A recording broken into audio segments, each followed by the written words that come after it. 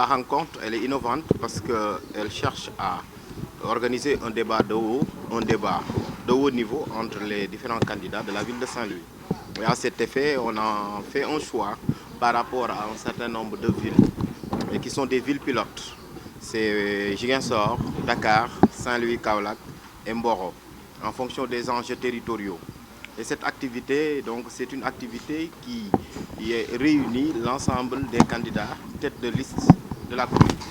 Et ce qui est une première et qui permettra quand même donc de débattre des programmes et des projets de mandat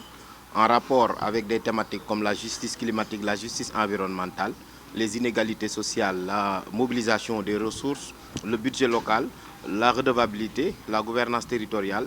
et locale et l'intérêt public local. Et à ce niveau, donc, nous offrons un cadre. C'est en compagnie et c'est en partenariat avec Oxfam que nous faisons cette activité qui va se démultiplier au niveau national. Parce qu'au moment où nous vous parlons, il y a une autre équipe qui est à Ziguinchor, donc avec le doyen Alioune Tine qui dirige Africa Jom Center, qui en est le président fondateur. Et nous sommes très contents et très ravis d'être ici à Saint-Louis. Et Saint-Louis qui est la ville, la porte d'entrée de la démocratie sénégalaise, Saint-Louis qui a enfanté la République sénégalaise, et donc Saint-Louis qui est au cœur de la démocratie locale. Et à ce niveau, donc voilà, nous allons donc produire à la fin, n'est-ce pas, de ces activités un rapport pour que donc un an ou un an et demi après, on va revenir sur nos pas pour faire un bilan suivi, évaluation par rapport à ce qui va se faire aujourd'hui. Vous savez, les candidats sont très chargés en ce moment et c'est des questions de choix. Mais par leur représentation, ils ont montré que quand même donc il y avait de l'intérêt à participer à cette activité. Nous ne pouvons pas les juger par rapport à leur présence ou pas. L'essentiel est que cette activité puisse rassembler quand même tous les acteurs et concernés. Maintenant, à la fin de notre activité, nous allons faire quand même donc un bilan par rapport à ça. Mais l'essentiel est que donc tout le monde est représenté. Et du coup, donc voilà, à la fin, on fera une évaluation sur cette question-là. Regardez, dès lors que l'on parvient à regrouper tous les candidats ou représentants des candidats dans une salle pour débattre sereinement et de façon démocratique, on est en train quand même donc voilà de montrer quand même que la démocratie c'est une affaire de gentlemen et de grandes dames et que tout ça permettra quand même de voir à travers les électeurs et autres que c'est une fête. La démocratie, l'élection c'est une fête, c'est une compétition et ce ne sont pas tout simplement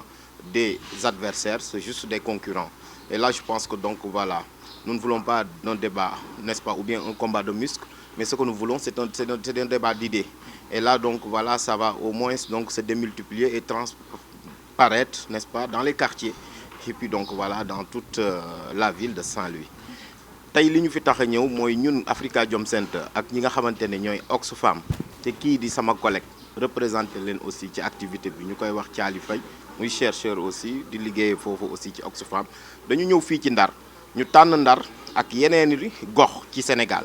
Ndar nag dafa war a am cër boobu parce que Ndar la Kaolack Ziguinchor Mboro ak Dakar li tax ñu tàmbalee Ndar nag Ndar moom moo yor taarixu démocratie Sénégal parce que booy dugg ci démocratie Sénégal Ndar ngay commencé Ndar aussi moo jur république bu Sénégal booy dugg ci république bu Sénégal aussi Ndar ngay commencé kon Ndar donc buñ ci commencé dafa war léegi nag liñ ci namm mooy ñi nga xamante ne ñoom ñooy taataan ñoom ñooy laaj n'est-ce pas baatu n'est-ce pas askanu Ndar ñooñu dañ leen a dajale fii pour ñu waxtaan ci gox wi ci gox-goxaan yi wax nan la ñu nammee Ndar ëllëg nan la ñu nan la ñu bëgg ci Ndar léegi nag ñoom ñëpp ku ci nekk di ñu wax ci loo xamante ni ñun dañ lay bàyyi nga wax ñu loo ci namm ci lii nga xamante ne mooy dafa laaj dëkkuwaay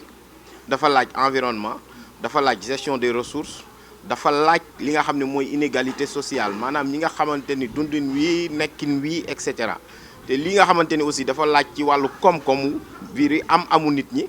te lii nga xamante ni aussi dafa laaj ci wàllu n'est-ce pas li nga xamante ni nii moo soxal waa Ndar ci loolu nag dañ ciy waxtaan ñoom ci journée bi bu ñu ci waxtaanee ku ne ñu bàyyi la nga wax la nga ca xalaat ñun suñu paree ñu tënk ko bés bu ñu demee ba nga xamante ni ca cappaandaw ga am na koo xamante ne moom la ndar yi tànn bu boobaa nag bu ñu toogee benn at wala ñaar dañuy dellu siwaat xool ndax est-ce que la ñu waxoon ak la ñu namoon am na lu ci am na ay jéego loolu daal moo sabab donc taxawaay bi moo sabab bis bi tey bon mën naa ni activité bi ñoom ñëpp bañ ko gisee dañ ko rafetlu moo tax ñoom ñëpp ku fi ne am nga fukk la fi teewal kon bu fekkee am na ku la fi teewal rek ñun duñu dugg ci considération yooyu parce que dañ leen koy nangul aussi ni période bi dafa chargé parce que dem leen ni samedi la campagne bi di tijji ñoom ñëpp ñi ngi préparé wu te campagne électorale bi dafa gàtt fukki fan ak ñeent rek la donc ñoom ñu war a jublu ci jongante jour ba